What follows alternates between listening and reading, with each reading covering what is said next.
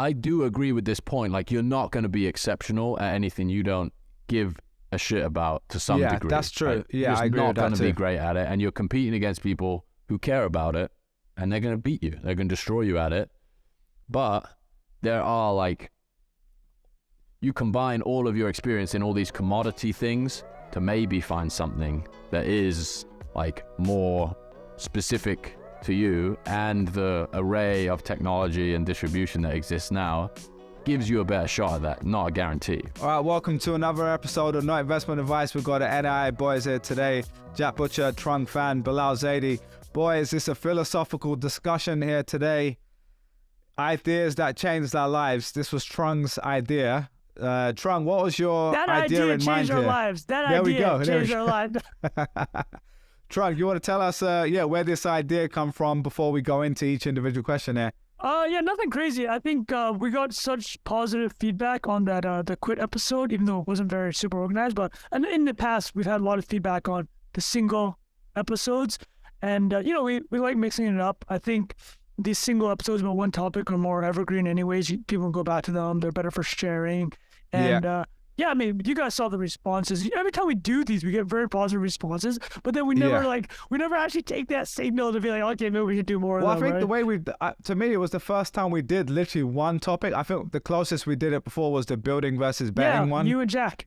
And then it was like in AMAs, I feel like we go into similar topics, but we cover many. So yeah, we're going to try that again today. There's a few more, different questions that we'll go through. So we're going to go through ideas that influenced us most from the past and more recent ones, and ideas that we've changed our minds on.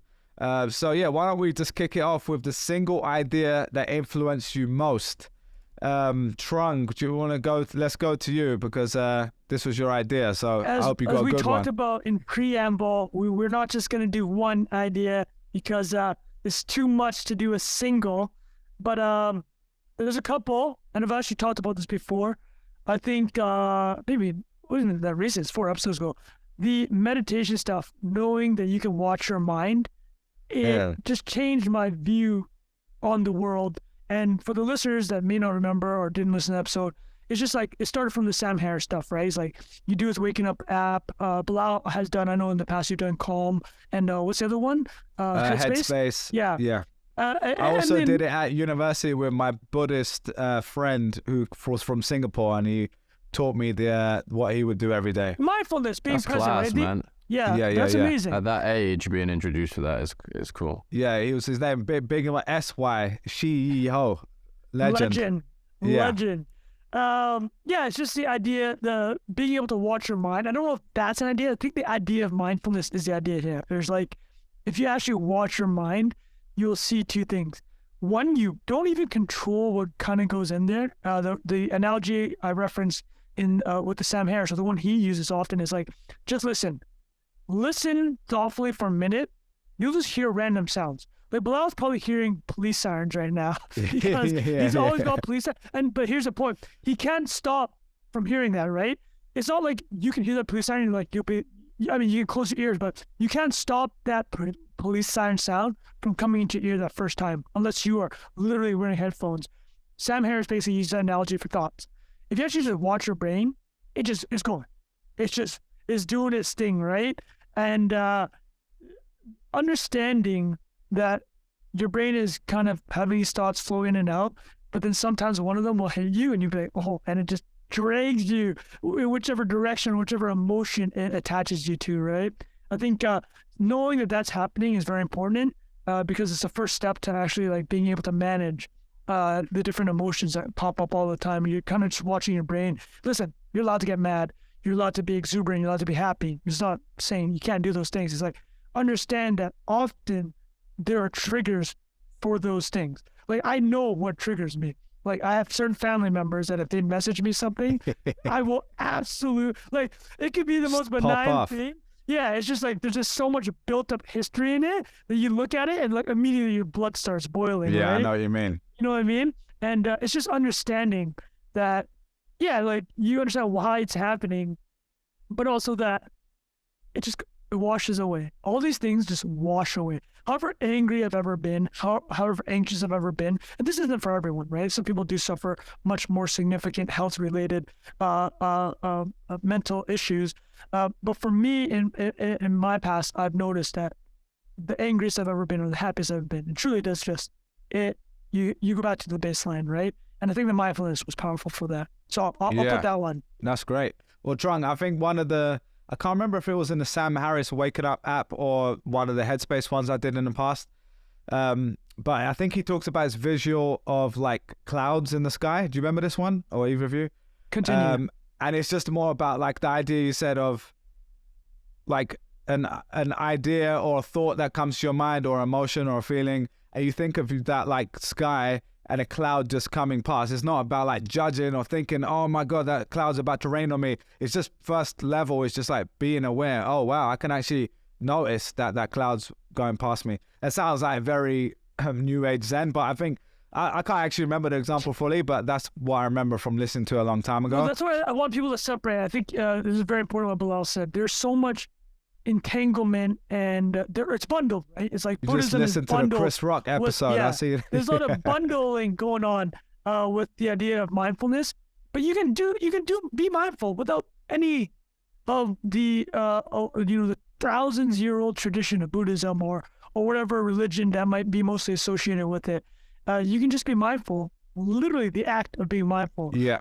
Like, if you're peeling an orange, just think about peeling an orange. You'll find that it's very rare that you're actually doing that. I'll admit it. It's like, it's very rare that I'm just doing one activity.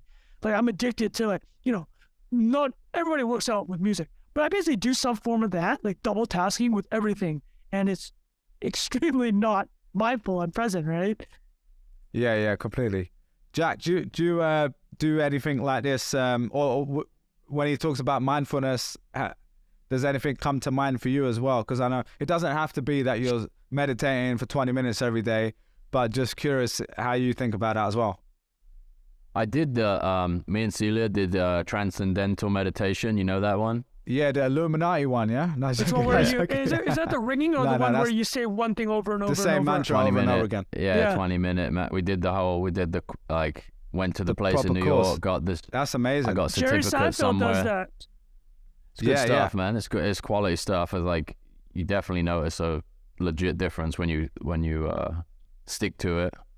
But I don't do it with any degree of rigor anymore. If I'm like really trying to, I don't know, get in the zone or calm down or something, I might use it, but it's not part of my routine. I like Alan Watts. You guys listen to any Alan Watts? Incredible. Absolute He's so shit. good. Like just an amazing. He passed away, right? Thinker. R.I.P. Yeah. Just an amazing thinker and speaker, and very good at, I don't know, getting you to think about reality in a different way. So that's like, on a personal level, those are the two resources that I really think like really resonate with me. And I think that is important too. Like, some will say this app is amazing or this person is amazing, and then you listen to it and you're like, doesn't hook you, like the whatever it is about it that doesn't resonate with you. I think sometimes maybe you can force your way to enjoying that, but for me, like the Alan Watts thing, I listened to a minute of this guy talking, I'm like, I love it. Yeah, locked in. Sign me up. What's a go-to Alan Watts kind of take? I mean,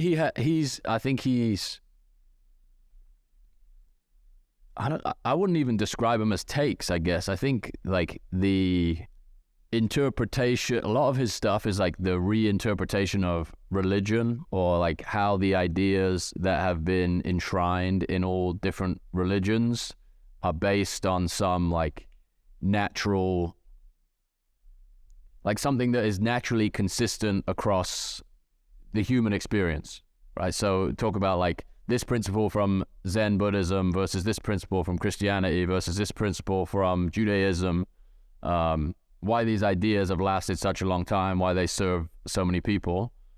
So that, to me, is powerful, just like somebody that knowledgeable, linking all of these things together, just interesting to me from a history and like understanding of like how people use stories to cope, basically, or to make sense of the world. So I know that's not a very specific take. He's also probably referenced basically every other concept or principle in these meditation apps or like schools of thought.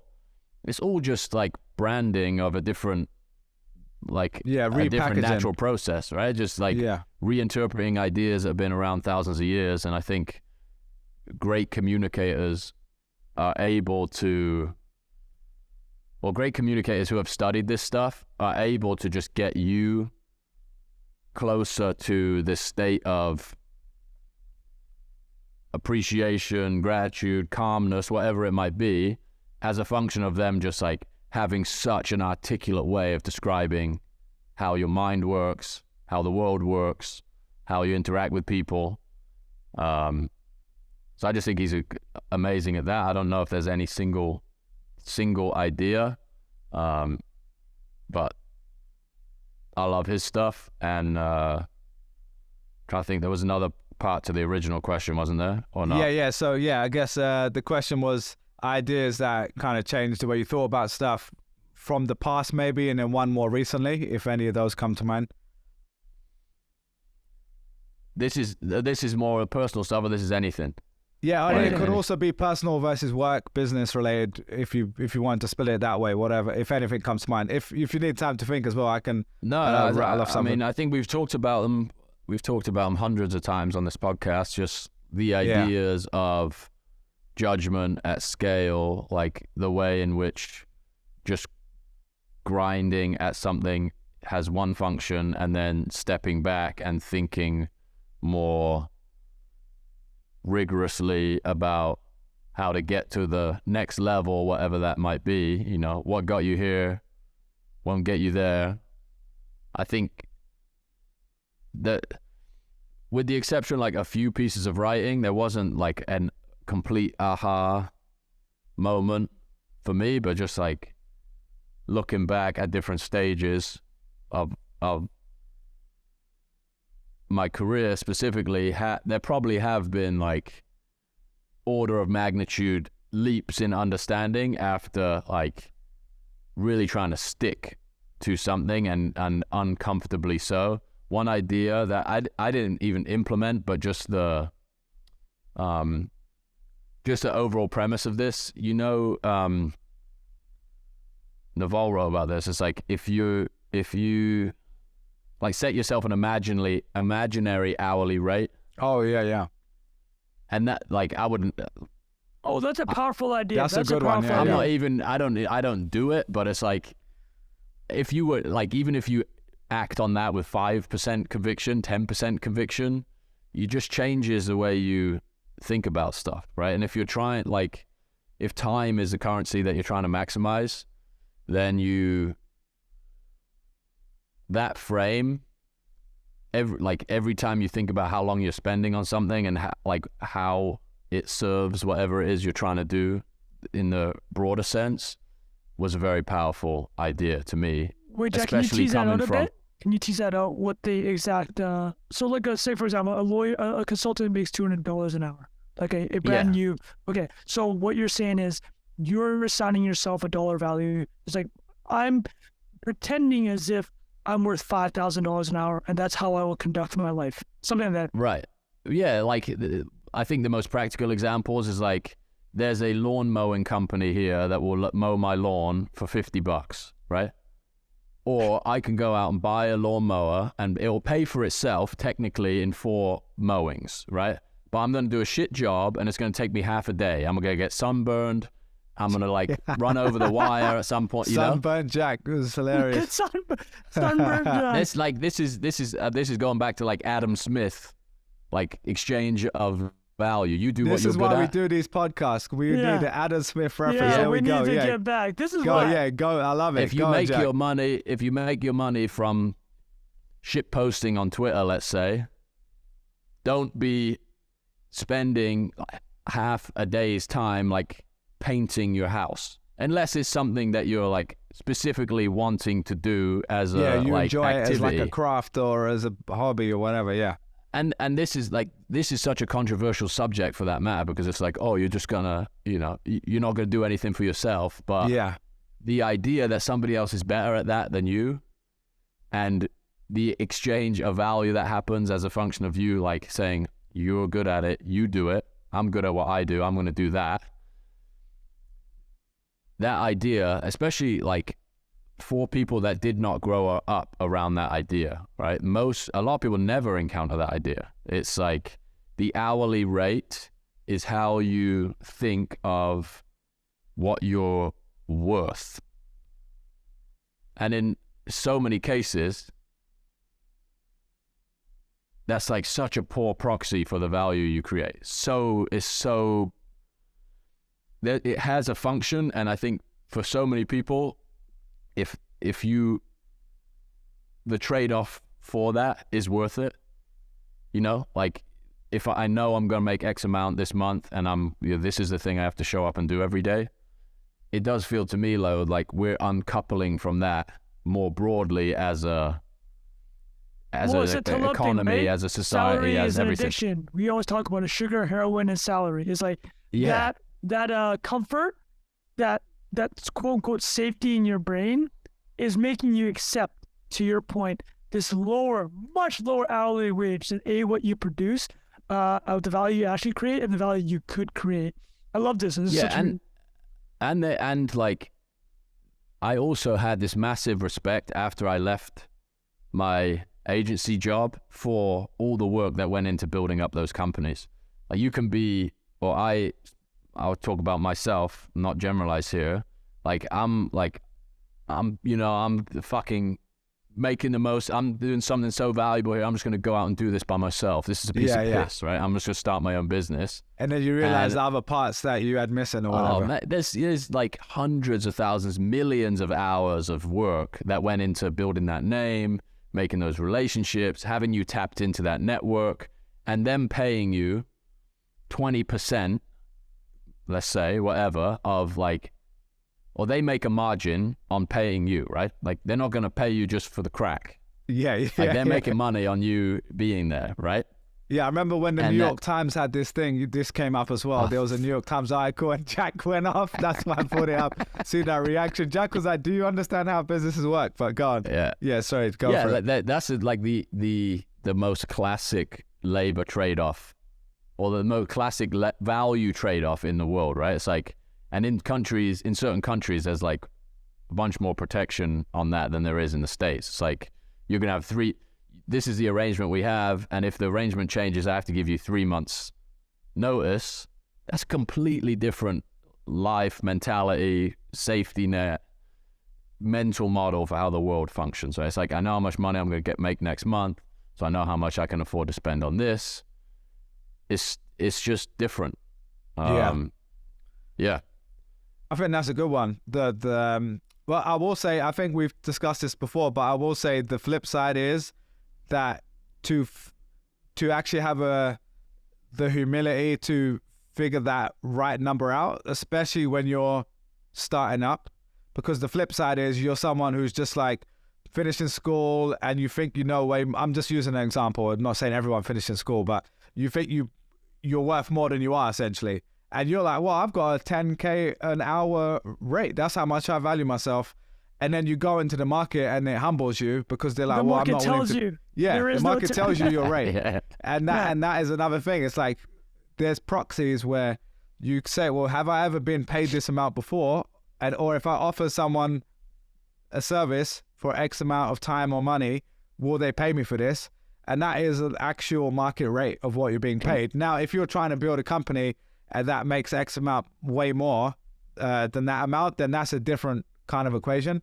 But I think there's the other side where someone could be like, oh, I'm not gonna make a salad for lunch today because, like, I see this on like TikTok, these like influencer business dudes, they're like, only go to Chipotle because you're gonna pay $12 versus and like 3 minutes and you can eat your food in 5 minutes, and that effective rate is X amount for me, and that's worth way more. And now that's the other side of like, okay, that might be going a little bit too far. Like sometimes that makes sense. Like you're saving time, you're busy, you actually are spending that time doing valuable work, generating way more than the Chipotle bowl, which is quite hard nowadays because that shit got expensive, bro. I went there the other day, paid $24 for a fucking bowl, man. That was if weird. you're a Chipotle Ray, you're like a star lawyer at this point, man. Yeah, like, exactly. You're a legal partner at Sullivan and Cromwell. If you're affording exactly. It's like a lot of that stuff is like caricature stuff, right? It's like people who say that stuff, they're not doing it. But one thing I will say about that kind of behavior is like when you're in a period of time where you're trying to like break through or do something specific or like make a significant transition, it's like there are periods of intensity where stuff like that makes a ton of sense, and then the enjoyment you get from making your own food becomes like a completely different. It's not even a calculation. It's not you're not trying to save time. You're just enjoying it, right? And exactly. That it comes to back me to Trung's point as well, the mindfulness part. Like you can actually enjoy that process of like cooking it and being there versus like, oh, this is a factory of my life where I need to like insert food into my mouth. You know what I mean? It's boys, like I feel like this is going to be one of those like we need to ban podcast episodes. Us talking about when to eat lunch. Three guys. What happens when three? Well, here, let's summarize it. Let's put this in. Let's summarize Jack's point. I want to make it very tangible. It is from the Naval idea is assign yourself a number. That even if it's aspirational, say it's $1,000 an hour, right? What that actually does those two things is it makes you find out quickly if the market will bear that number. Yeah. And the second thing though is second thing is it's aspirational. The third thing is this: it lets you say no to a ton of stuff, like especially as you're building and you get the higher up you get in your career, people will start throwing stuff at you. Like this is what I definitely remember. You're so desperate early in your career, you're cold emailing like 100 people, right? No one responds. You do a little bit more, you get a little bit better in your career. Or in our case, I know we have the lens of audience building, but you get a bigger audience, people start throwing you ideas. It's like, okay, well, here's an easy filter. And I've actually started using this more recently. It's like, I just use that filter. I'm like, okay, this is my aspirational number. If this doesn't reach this number, I'm just not going to do it. I'll tell my wife, like, what's being offered and what I'll turn down. My wife's like, who are you? No. What are you talking about? Trunk, you got to tell us what you turned down, mate. No, it's not that, but it's just like having that conversation is pretty funny. I get you. But, no, I completely agree. I make the joke about Jack all the time. Like, Jack I'll be pinging him in the morning and be like, hey, Jack, could you make this thumbnail? Like, are you going to be around for this thumbnail for our podcast, right? Which is like, he's in the middle of looking after his brand new baby and the number one NFT project in the world, right? Like the hourly rate to do the thumbnail, we would not be able to afford you to do it, right? I know that. But I'm also like, I know he also enjoys doing it and it's part of our little fun project. So you have chosen in your head, like, oh, I enjoy messing around. And that's something I've always kind of respected is like the kind of barbell of that work is like one side, I'm going to do something that's so high leverage that takes over OpenSea and creates a cultural movement within NFTs, but I still got time to hang with the boys and mess around on Photoshop or Figma or whatever. And I think the money thing is like the easiest thing for people to conceptualize, but so much of it is just about like energy and what you enjoy too. Because that, like, I don't want to, I guess, mislead anyone by saying like it can always be about that, because there are just times where it's like you have to force yourself to do something that is not what you want to be doing in that moment, right? To build any skill, like I think people go through periods of frustration, and being in an environment where like you have stuff imposed upon you or at you is really helpful for that too. Like being in an agency environment where it's like you have to come up with something compelling and stand in front of a room full of people tomorrow and tell them what it is. If you didn't have that like external constraint, I feel like for me, at least at the beginning of my career, that was so helpful to me. And now I'm not really evaluating stuff based on like direct monetary opportunity. It's like, do I want to spend time doing this an hour a week, 2 hours a week? Because it doesn't, exactly. It's not even about the hour, right? It's like if you wake up one day and you've got some call on your calendar at 3 o'clock that you don't want to do, just like it's in the back of your mind. In the back of your mind going, why did I say yes to this? I don't want to let this person down. Like maybe I got excited in the moment, but I didn't really think it through.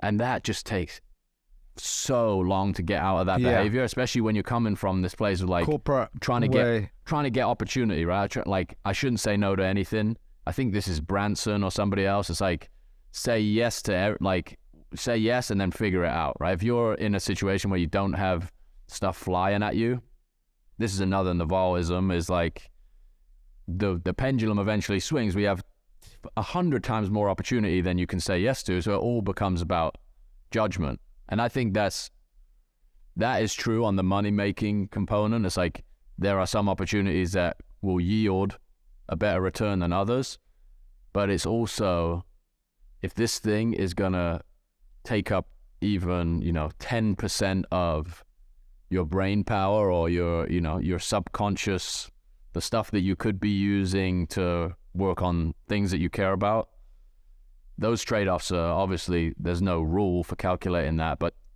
I think money, energy, there's like some turning point there where it's like once you're in a position where money is not the thing that you're primarily after, you can take care of your responsibilities, then it's like, okay, what's fun, what's interesting, and then, as we all know, you have a much higher likelihood of succeeding at shit that like you jump out of bed wanting to do than the things that are just thrown on your plate, or you're just you're responsible for, right? There was this thing in the agency world, like MRR, monthly recurring revenue. Yeah.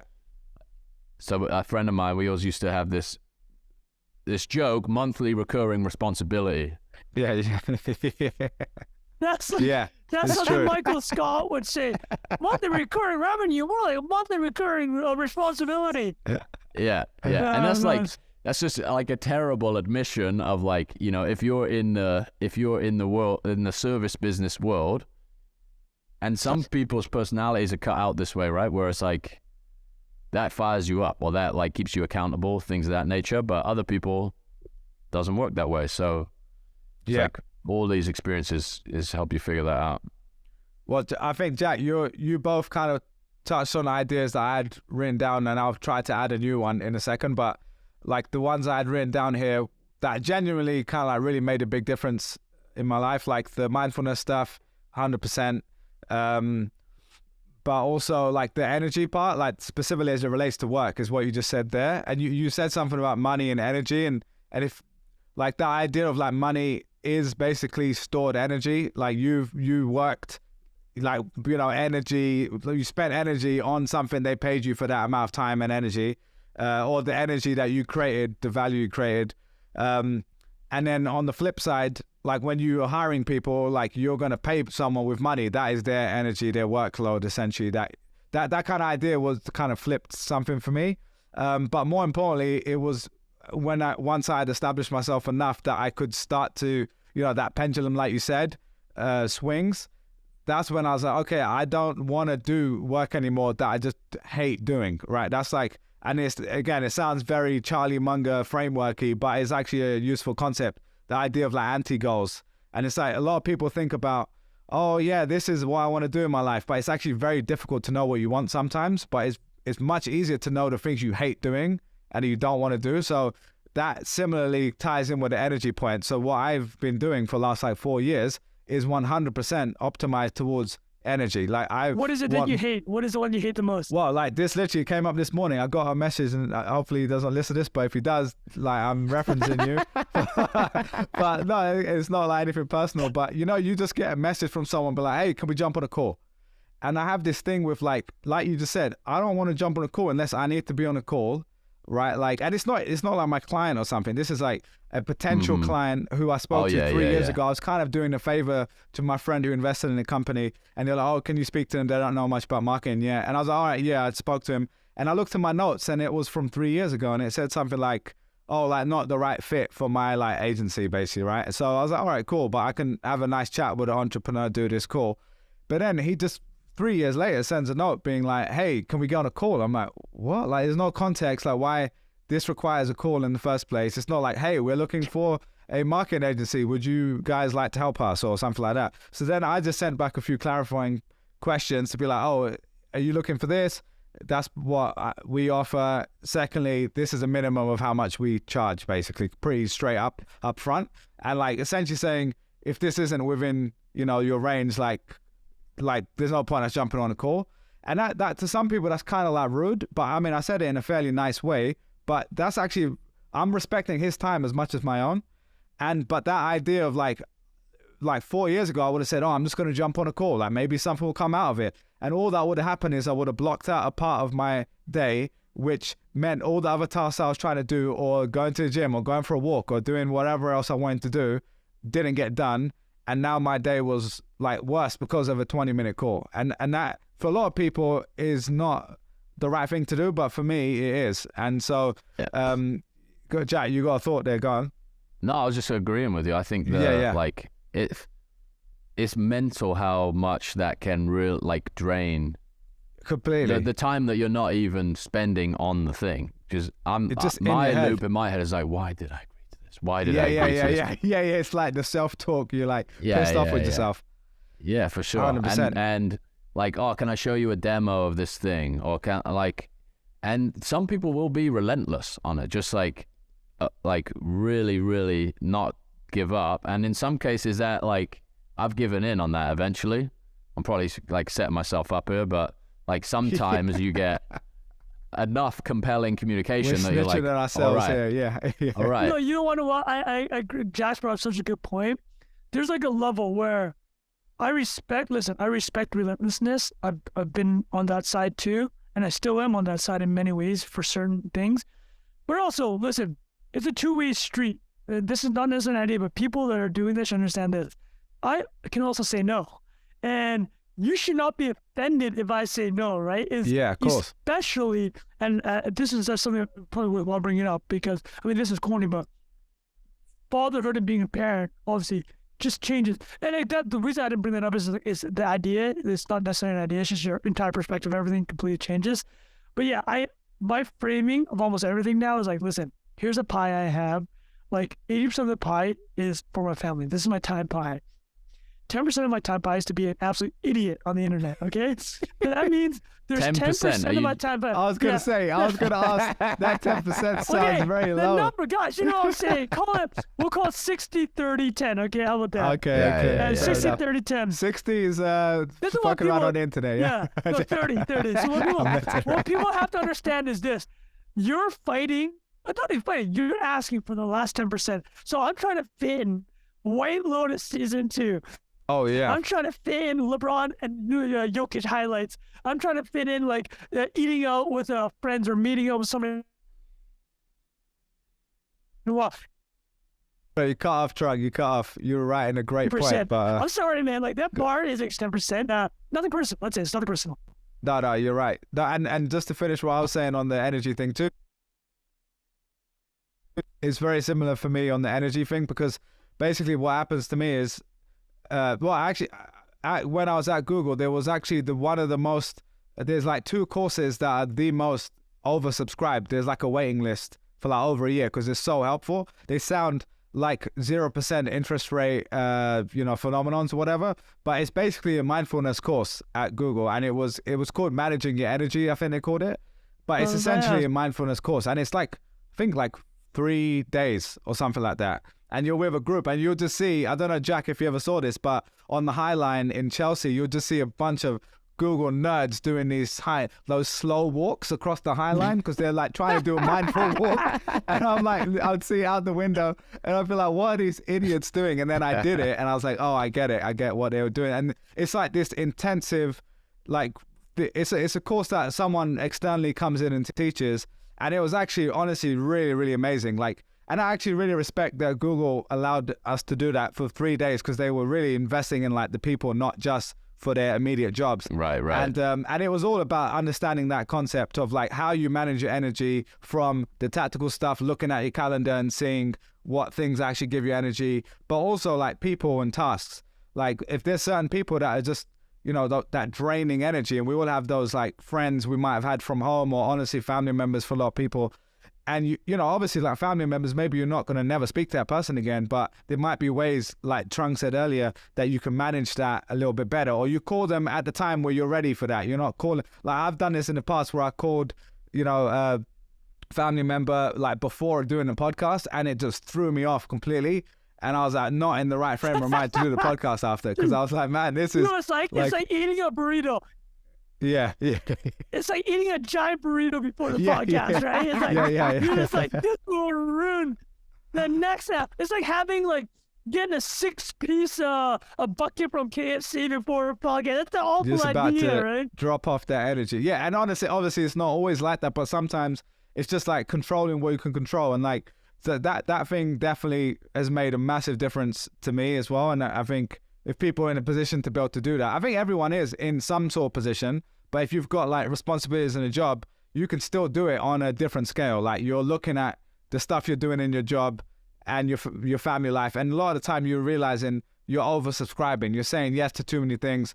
Your friends are calling you out for something. Another thing is like, let's say we've talked about this before, like drinking, right? Like that is one of those things, like eating and drinking. So if you eat a bucket of KFC, your energy levels going to drop off, right? Like you're going to have that crash. If you drink one night, the next day, you're not going to have the same energy. So it just kind of reframes the way you think about like all the things you're doing that you're investing your time and energy into. So that was my one that was work related. I'll just bring up one more if you guys are all right to move on from this. That was a more recent one. And this came from, I mean, have you guys heard of Ralph Potts? He's got his book, Vagabonding. Have you heard of it before? He's been on Tim Ferriss a bunch of times. So again, very philosophical dude. Seems like the most amazing guy, but might be a little out there for some people. So if you listen to him, he's not your cup of tea. I get it. And it's actually the only book, I think there's 2 books or something that Tim Ferriss traveled when he was doing his original like 4-hour work week, long-term travel. And this was one of the books.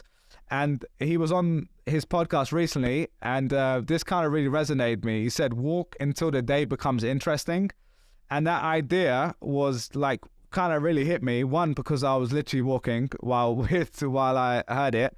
And it was not necessarily just about literally walking. It's more about the idea. And I've read that whole book, and it's kind of a good summary of what that really means. It's more about philosophically like taking action, moving in a certain direction and seeing what appears, sort of thing. And I like it physically too, like literally walking, like if you're in a new place or you're in your own area, like just go for a walk and maybe take your AirPods out for this one and just like observe, do the stuff Trung talked about earlier, like actually like take a look around. And like, I remember I did this like 1-month solo travel trip when I read this book, and I came back, I went to like Southeast Asia. And you know, I don't know if you guys have done solo travel, but you just get so used to saying hello to everyone because you're trying to like meet people, right? And I remember coming back to New York, and I walked on like McDougal Street in Greenwich Village, like 5 minutes from where I lived. And I remember walking past and being like, I can't believe I've never noticed this bar here. And they play live music every single day. And I started speaking to the bouncer outside. I'm like, how long have you guys been here? He's like, 27 years. And I'm like, oh my God, I've like literally never noticed this person. And so, this place. And that idea is just like, it comes back to the idea of like what actually is basically like a life worth living to me. Is like when you get to another phase in your life, it becomes less so about achievements and it becomes more about like appreciation. And that is like kind of a bit of a switch. And I'll just read this out because he said this on the podcast and I had it saved in my snipped. And I looked at the transcript this morning so I could pull it out. He was talking about the culture of America. So he said, America is a very first half of life sort of place. First half, you create the vessel. Second half, you fill it up. I thought that was like quite an interesting idea.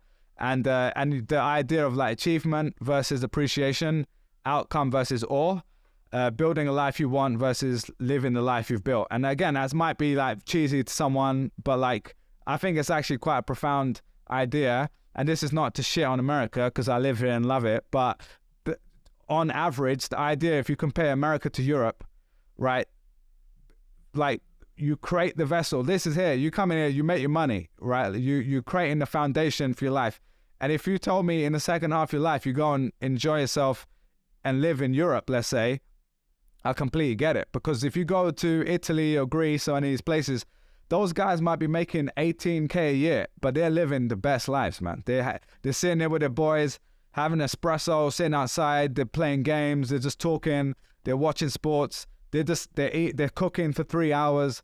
And obviously I'm like oversimplifying here, but that idea really kind of sat with me because I do actually love the idea of walking. You guys know that. Like, I literally went for a 3-hour walk yesterday, and it's like that idea of going out, walking, being aware, finding things that are interesting, that is, like, to me, a cheat code for actually living a life worth living, because you're finding the interesting stuff in the mundane. You're not having to go to this crazy, I'm at the Super Bowl party. I'm like, I walked in the park and I've noticed the way the tree was looking, and I was like, man, that shit is fire. It made me think of like, you know, how insignificant I was at that moment. And so that's the sort of stuff that makes me actually feel grounded and appreciate stuff every day. So again, might be too, you know, out there for some people, but I think that was one that really stuck with me, man.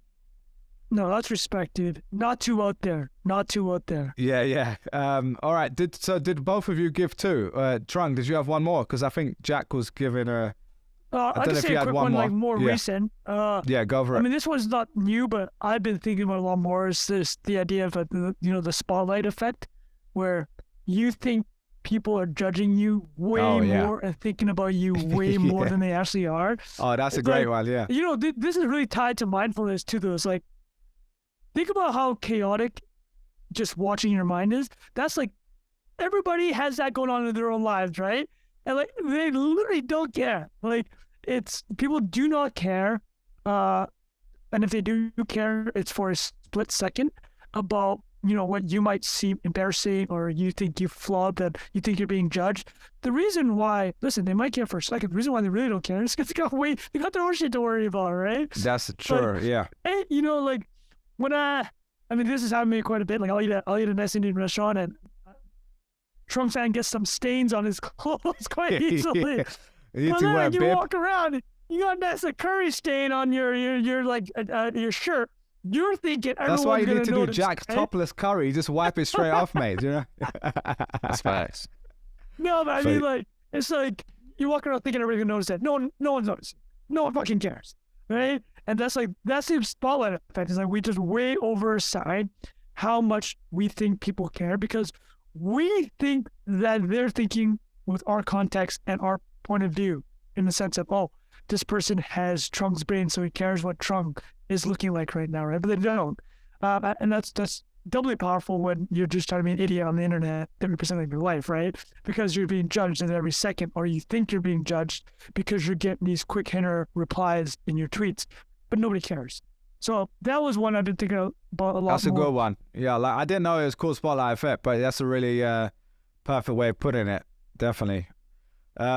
Jack, anything else before we move on to that last question? No, we could go for a long time on this, boys. Let's split it into another app. Let's do the okay, last question. Cool. We'll save it then. All right, last question is, what have you changed? What have you most changed your mind on? It's quite an interesting one. We can kind of tie it in with like contrarian ideas that you might believe that others don't, if that comes to mind as well. Let's take this one to just what you've most changed. Let's do the change. What you've changed your mind on. Let's start with that. Go on. Let's start with you, Bilal. We're hitting you first. All right, I will. Again, and the definitive answer to like most, I don't know if that's accurate here, but I'll just say one that comes to mind. That's top of mind, yeah. Yeah, so chasing your passion as career advice is a bad idea for most people. And the two key words there is career advice and most people, because for some people it was great. But I think for a lot of people, maybe we've talked about this on the pod before. I think Jack might have talked about it. I'm all for it. Obviously, you know, my podcast, Creator Lab, is all about finding what people love and like unpacking that, right? And whether that's a business or something else. And I'm most passionate about people finding those things. But I think the key here is like when you try to make that the sole thing you make money from, I think for a lot of people, they hit a brick wall. And then you kind of end up hating that stuff as well, which is terrible because you kind of like lose both of them. And a lot, you know, there's the idea of like the starving artist, for example. For a long time, we've talked about that. And I have friends like this that, one of my friends recently, he was left his corporate job and he was telling me how he was like struggling now with money and And I get it. Like sometimes you do need to go all in on that passion, but I'm also a fan of like the more practical approach, which is maybe you don't go from full-time to zero. Maybe you do half a job, you become a freelancer, or you find another way to support yourself, or you're happy with earning less, and maybe that means you move to a smaller place or whatever. Like I'm all for that, but like you need to kind of have, like when you're in a position where you don't earn the same money anymore, like it's very difficult to go back down. And I think that people underestimate how much the passion part will bring happiness, and on the flip side, the negative emotion attached to, you know, money insecurity and, you know, feeling like a failure and all that sort of stuff. So that's probably the one I'd go on. Like I'd say like 10 years ago, I was like, oh, everyone should just follow their passion and build a business around it. Like, I don't know if that's the best thing for everyone. So that's kind of where I'll leave it at that. Yeah, what about you guys? Or any thoughts on that one? I'll go for Trung. Yep. Yeah, I think I don't know, I'll respond to what you said, Bilal. I think that idea is flawed in the way it's presented, because it assumes that your passion is just like instilled in you. And all you have to do is like press a button, start working on it. It's like this, that's just complete bollocks. Like it doesn't work that way, right? It's like you find what you're passionate about through doing loads of stuff that you're not passionate about, being exposed. And I think some people, maybe you have the like, this is the survivorship bias, you know, the plane diagram coming back from World War II, right? Where it's like the documentary about Jay-Z, where he's playing with a record player when he's 18 months old, right? Yeah, he was always going to be a musician. He was always singing and writing, and he's like a genius as a kid. Those like tall tales of like destiny, they're also architected that way, right? It's like the way the story is told is like through the lens of what this person became, we're going to tie together all these other things in the rearview mirror to make that true. And I think it's these are cliches because they're true. I think it's a Steve Jobs quote. It's like you can only connect the dots looking backwards, and so much of conventional thinking is like wrong because people assume that the answer is gonna present itself without the continued gathering of feedback. We talked about this a couple of weeks ago, where the 5,000 iterations of the vacuum. If you ask people what happened or how they would envision the Dyson vacuum being invented, it would look like a Rocky collage, right? The guy just wakes up and he's like, genius, whiteboard sketch, with the music sends playing. out the thing. Yeah. It comes in a package and he's like, I'm a billionaire now. I'm just going to start sending these out, right? Not to say that wasn't something that he was interested in for decades and decades and decades, but I do agree with this point. Like, you're not going to be exceptional at anything you don't give a shit about to some degree. Yeah, that's true. Right? Yeah, I agree You're with not going that to be too. great at it, and you're competing against people who care about it, and they're going to beat you. They're going to destroy you at it.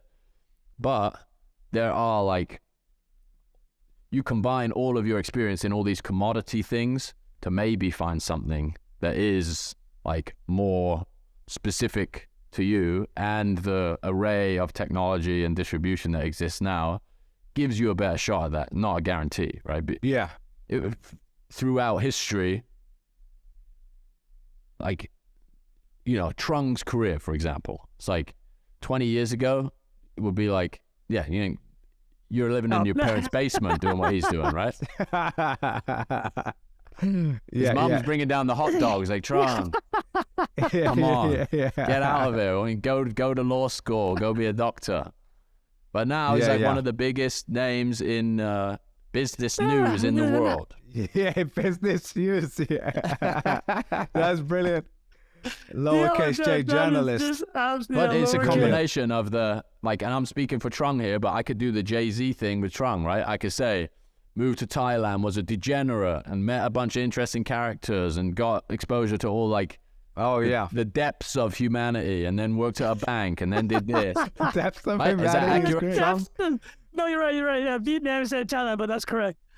Oh, A sorry. lot of Yeah. Brits And they all combine. Backpacking I'm there, doing Tron. it. Yeah. The British thing is Thailand, so I'm over indexed on that. But yeah, you can always tell it backwards, but everyone assumes it's going to happen forwards. That's exactly the story I tell every time. It's like, you nailed it. It's some version of that. It's like, oh, everything I do now is all tracks back to when I was living in Asia. It's like, come on, dude. No. Yeah. It's It was it's just- like complete. I think there's a Taleb on that as well. Fooled by randomness, right? It's like everybody's like, oh, this was a destined path. And it's just like the world is complete, absolute chaos. Like absolute, fully chaos. Yeah. And you can there's percentages and fractions of control you can take along the way. Yeah. For decisions like meeting your partner, for example, like meeting your life partner. That's a The great decision that- example. The Yeah. most important decision you will ever make for 90% of people, there's no thought or when you do due diligence on buying a house, or you do due diligence on anything that is of note, that's not happening for a lot of people. Or just like if you took a left turn. That's what that I'm saying, night, Bilal, you didn't go to that bar that night, and you didn't meet your whoever became your missus, or you didn't take that job that you met at work or whatever. Like that happened with me, where I was like, I wasn't supposed to be on a work trip that I ended up being on when I met my missus, and that was just like, again, in hindsight, like, oh, it was meant to be, like we were supposed to meet that way or whatever. But and maybe that's another side of it, Even the like way if you you tell believe it. in that, yeah. But even the way you tell it is like, I wasn't supposed to be. It's like, by what Yeah, that's metric true. were you That's not supposed to true. be there, right? Well, what I mean is I was going on a trip for a client that basically wasn't mine, and the person ended up not being able to go, and because of So that, you I were was like, supposed oh, to let me be go. there, Yeah, bro. exactly. no, we could butterfly effect this thing for ages, That's man. true. That's true. Man, this podcast is just spiraling into like, All right, let's get into that. existential. Okay. Jack's Wait, not having it. Jack, hit us with what you changed I your love mind it. on so we can bring it back. Bring I it love back. it. Beautiful. Yeah, no, I'm joking. What have I changed my mind on? I had one until we started talking about all this stuff. All right, I'll hit Um, it quickly. You go, and I'll try and Thinking bring about it back. Yeah, go. This one, I think, I feel like with kind of a techish listening crowd, I feel like a lot of people went through this cycle I went through. I was really against organized religion in the early 2000s because I read Christopher Hitchens and Richard Dawkins. And Yeah. I've talked about Christopher Hitchens is still one of my favorite authors. He passed away in 2011. And I mean, they're doing a couple of things, right? They're going after religion. Sam Harris is part of this group. They were called the Four Horsemen. Daniel Dennett was the fourth one. And, they were talking about, it began with Islam after 9/11, and then it got into Christianity, obviously, and it touched on all the other major religions. And the at the time, you felt so smart because it was such an intellectual conversation, right? Where you get a guy like Sam Harris, Christopher Hitchens going up against a priest or a rabbi. And Yeah, these guys giving are you just, those talking points for this. and they're just Stupid. dissecting.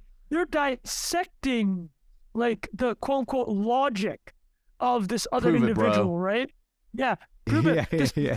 The flying spaghetti monster, right? That's the joke I always had. It's like, what if there's a flying spaghetti monster in space, and I just said, oh, that's when you got. That's just And- wank. You feel That's really a weird smart ass reading argument, it. man. That's it. Yeah. Yeah, it's weird, right? So you feel really smart, getting kind of wrapped up in that whole movement, and discounting. Listen, we're not going to do a whole. That's a whole other can of worms. Doctor, we could do a whole episode of religion for sure. But it's just the idea of like, okay, yes, a lot of religion, if you're doing the logic lens, is quite illogical. In the year 2023. But then you have to step back and go 50,000 foot. This is what changed for me. It's like a lot of it isn't just about logic, obviously, right? And as an organizing principle, I'm much more sympathetic to the value of religion, especially with how kind of fractured society is now. I'm not saying myself I've changed in my religiosity. I just have a different view on that from when I was like super. Oh yeah, come on, Christopher, you're crushing it. You remember it's like a sport, right? Yeah, Like, you're yeah, watching- with your Barrier. yeah, fat, yeah. yeah. burying him in Hitchens, and you're watching, and you're just like, that's the thing I have noticed significantly my mind change on it. Yeah, and same. I just want to make it clear. So Jack, right? I mean, you got Bilal, Jack. Did you ever go through that where you're watching Hitchens bury someone, you're just like cheering, and then afterward, just like, it's like 10 years later, like, you know what? Like, yeah, he did on a logical basis, on a rhetorical basis, bury this person. But if you actually real quick, go 50,000 foot. Before we give our thing, I just want to ask Trung, did you grow up religious by any chance or not? Because in your family, your family weren't anything. My family was. Like, my mom, they were. My mom's Buddhist. Got it. But it was never. Your dad wasn't really that religious? He wasn't super religious. My mom was much more Buddhist. Got it. That's just interesting context because I'll share mine in a second. But yeah, Jack, what about you, mate? I was going to share a quote. You know Werner Heisenberg is? Oh, you brought him a couple of times. Yeah. I love the Jack this is, random pause. These are always so good. Go. This is a great quote. It said, "The first gulp from the glass of natural sciences will turn you into an atheist. But at the bottom of the glass, God is waiting for you." Ooh, jeez, look at that. Yo, did Joe Biden say that? Yeah. Oh my God. Bro, that is absolutely That is incredible. Flames. You want to know good. what? Yeah. Okay, let me tie two things here. And this is, the listeners that have had to walk on this windy road with us on this episode, you're going to get something out of this. So two things I'll add here. The pathless path. It has to do. Yeah, Paul. I know our friend listens to this, so thank you for having the title of the book. I'll add this: the watching Hitchens and Sam Harris, quote unquote, dismantle people in the early 2000s around religion topics. It also had to do with the ideas like, oh, we're so logical, right? If you just apply logic to something, you solve it. I'll tell you what this truly broke my brain, and I feel like it did for a lot of listeners, and maybe you guys too. When Trump got elected, it actually broke my brain. And it had to do with, I was so convinced in my logic and my view of the world that I'm like, okay, it's impossible. Logically impossible. If you look at his odds of winning and like the U.S. election, I just convinced myself that I had this kind of map set out. And this is not shocking. I know for a fact I'm not the only person. I feel like the majority of people listening to this probably had something break when Trump won because of their version of reality was built around logic. Because I literally looked at the electoral map. I'm like, oh, logically, that's impossible. There's just no way you can break through, right? Like you're applying that lens. And ever since then, and it has to do kind of socially, I'm applying just a lot more credence to not just straight logical things. Because first of all, your logic can lead you. I mean, you can run the logic train and it'll just run you right down off the cliff, right? So I don't know if you guys have any thoughts on what did the Trump thing, like, not talking about his politics, but him winning was such a rebuke to existing reality that in a lot of circles, and he didn't even think he was going to win, right? So, yeah, I don't know if you guys want to go down that path, but that's something I'm throwing out there. It's a long one, but I think it is like the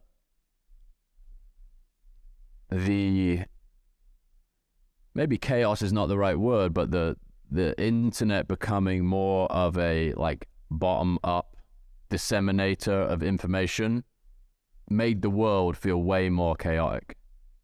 And that is like a very noteworthy by historic measures, like barometer of how predictable the world is, or like who is in control of the world, whatever, right? And that's in recent memory, that's got to be one of the most incredible upsets in like what the majority of people expected to happen and what happened, right? I think even on his side, right? Like even on the of course, yeah, of course. He himself has said just like there's covers like he did not expect to win, right? Is like, and that I think was it kind of broke my belief in my own logic, and yeah, that's a whole can of worms. I think we can jump it's like into the whole post truth, like that even is a meme created by people who lost control of the narrative that used to be theirs, right? Which is, we could go way down that rabbit hole. But I think we all agree that was a milestone for sure. No, yeah. Let's hit up Jack. Jack. Well, I was just going to ask. I was just going to add to your point. You mentioned the atheist thing, and I just wanted to add to that. So I've never been atheist. I've never called myself atheist. I did grow up quite religious. So my family's obviously Muslim, Shia Muslim specifically, which is like the not as dominant sect. So it's like Sunnis and Shias.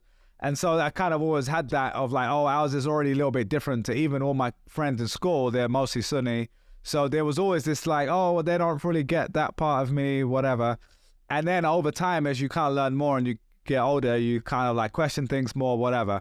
So long story short, yeah, I'm nowhere near as religious as I was, obviously. But I never have called myself an atheist, but there is that rebellion in you, which is like, oh, well, this part was stupid and I don't agree with this part. And especially once you've been in it, right? Like it was, even now, like my mum especially is like very religious.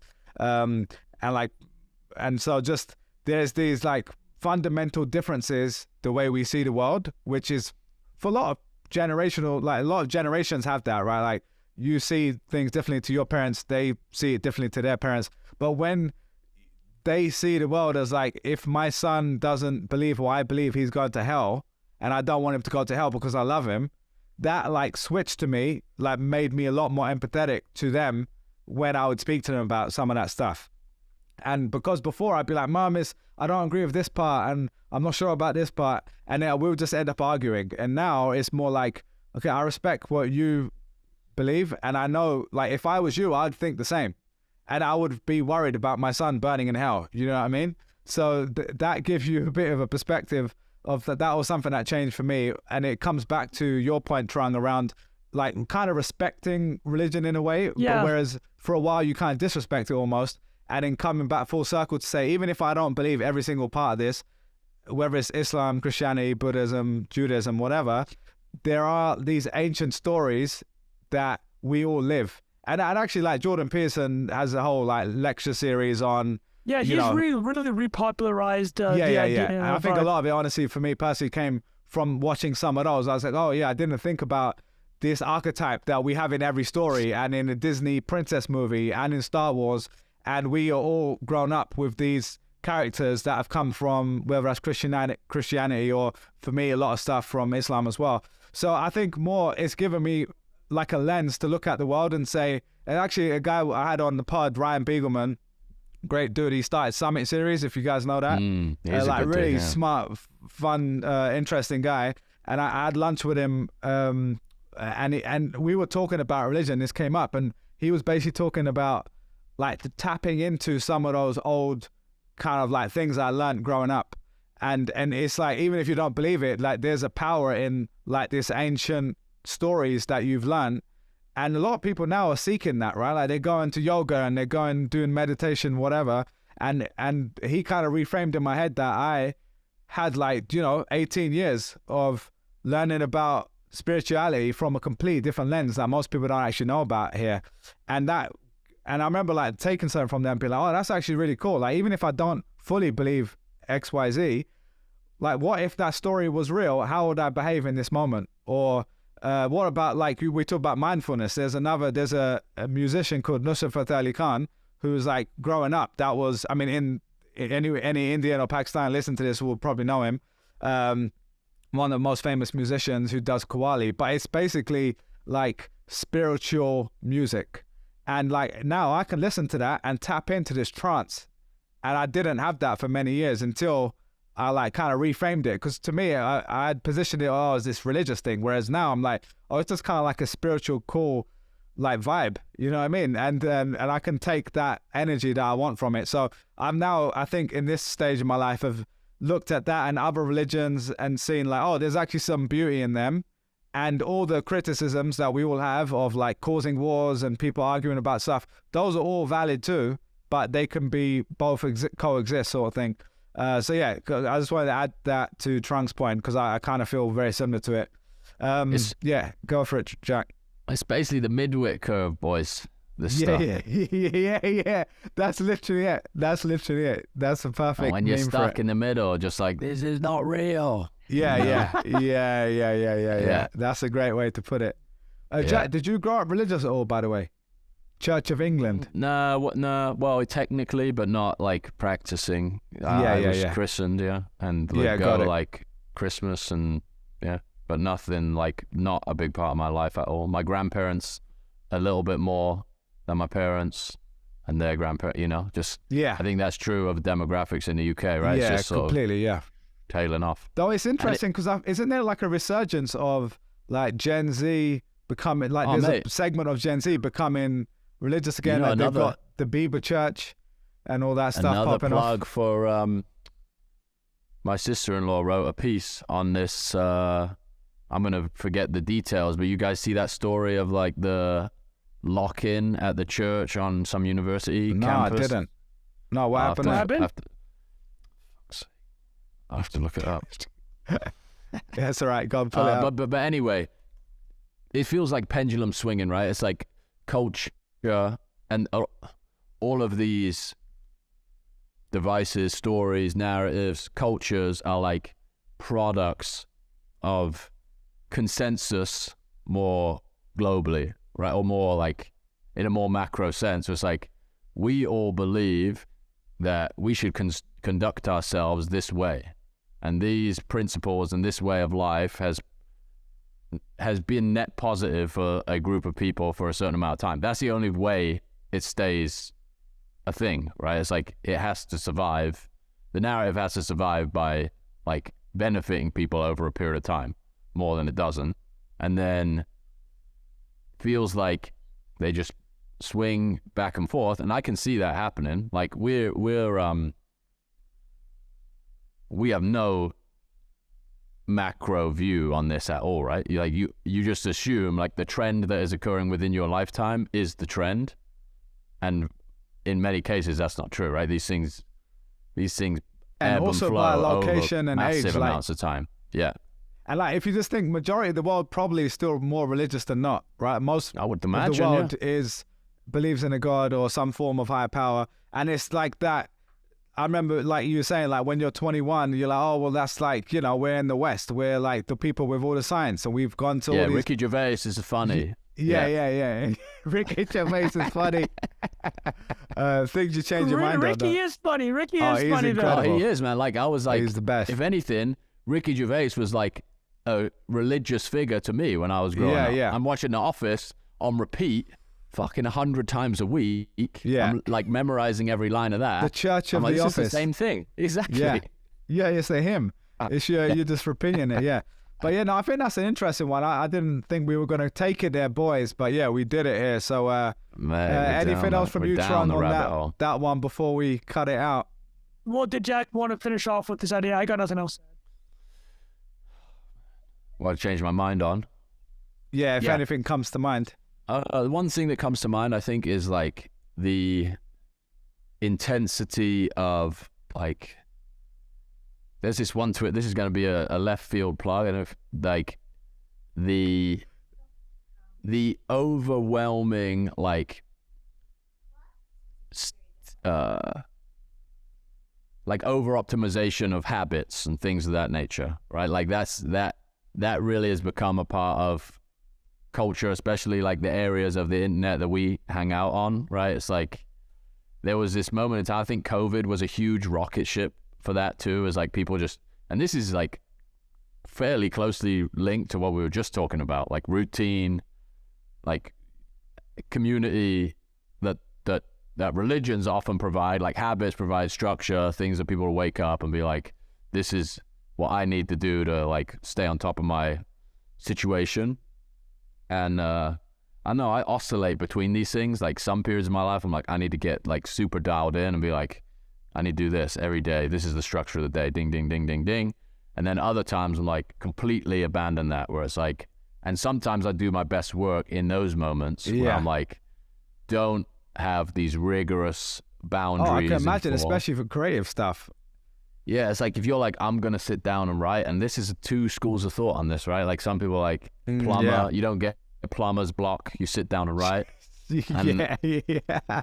Yeah, that's funny. I think that's great for like, it's great framing for anybody struggling with it, but there's also like, just like the example of this last 2 months for me, where I was like, I was so out of, like literally routine did not exist, because like, you know, you're like, just thrown into a really like a new chaotic situation, and yeah, just, what is it? Moderation in all things, including moderation. Maybe we end on that one. Yeah. That's the perfect one.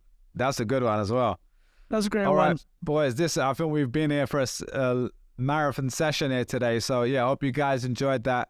I've really enjoyed that last bit, man.